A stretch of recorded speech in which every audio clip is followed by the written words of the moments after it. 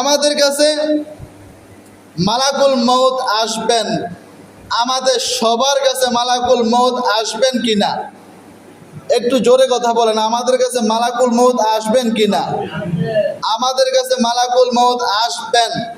আমাদের কাছে যখন মালাকুল মউত আসবেন তখন কি আমাদের অনুমতি নিবেন নাকি নিবেন না?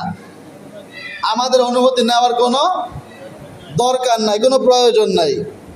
কিন্তু মালাকুল মউত নবীর দরবারে আসলেন, আসার পরে সর্বপ্রথম নবীজিকে সালাম দিলেন। সুবহানাল্লাহ পড়ি। আসসালাতু ওয়াসসালামু আলাইকা ইয়া রাসূলুল্লাহ, আসসালাতু ওয়াসসালামু আলাইকা ইয়া হাবিবাল্লাহ, আসসালাতু ওয়াসসালামু আলাইকা ইয়া শাফিয়াল মুজনাবিন, আসসালাতু ওয়াসসালামু আলাইকা ইয়া রাহমাতাল লিল আলামিন বলে বলে নবীজিকে সালাম দিলেন। সুবহানাল্লাহ পড়ি। এবার নবীজিকে সালাম দেওয়ার পর আজরাইল বলতেছেন, হুজুর আপনি যদি অনুমতি দেন তাহলে আমি আপনার ঘরের ভিতরে প্রবেশ করব। সুবহানাল্লাহ পড়ি।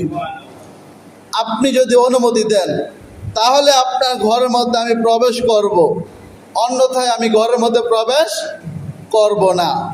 একমাত্র পৃথিবীর মধ্যে একটাই ঘর, যেই ঘরের মধ্যে জিবরাইল আলাইহিস সালাতু ওয়াস সালাম প্রবেশ করার পূর্বে অনুমতি নিয়ে তারপরে প্রবেশ করছেন। সুবহানাল্লাহ পড়ি। যার ঘরে জিবরাইল অনুমতি নিয়ে প্রবেশ করলেন তিনি কে? আমার নবীজি রহমাতুল লিল আলামিন। আমার নবী রহমাতুল লিল আলামিন, ওনার ঘরে আজরাইল আলাইহিস সালাতু ওয়াস সালাম অনুমতি নিয়ে তারপরে প্রবেশ করলেন। সুবহানাল্লাহ বলি।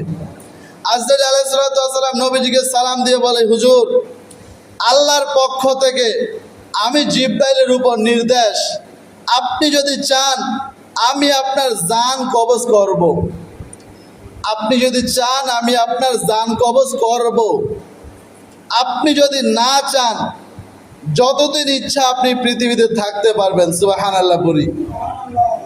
একমাত্র আপনি যদি চান, আপনি যদি অনুমতি দেন তাহলেই আমি আপনার জান কবজ করব। ইয়া রাসূলুল্লাহ আপনি যদি অনুমতি দেন, আপনার যেইভাবে অনুমতি হবে আল্লাহ ঠিক আমাকে ওইভাবে জান কবজ করার জন্য নির্দেশ দিয়েছেন। সুবহানাল্লাহ পড়ি।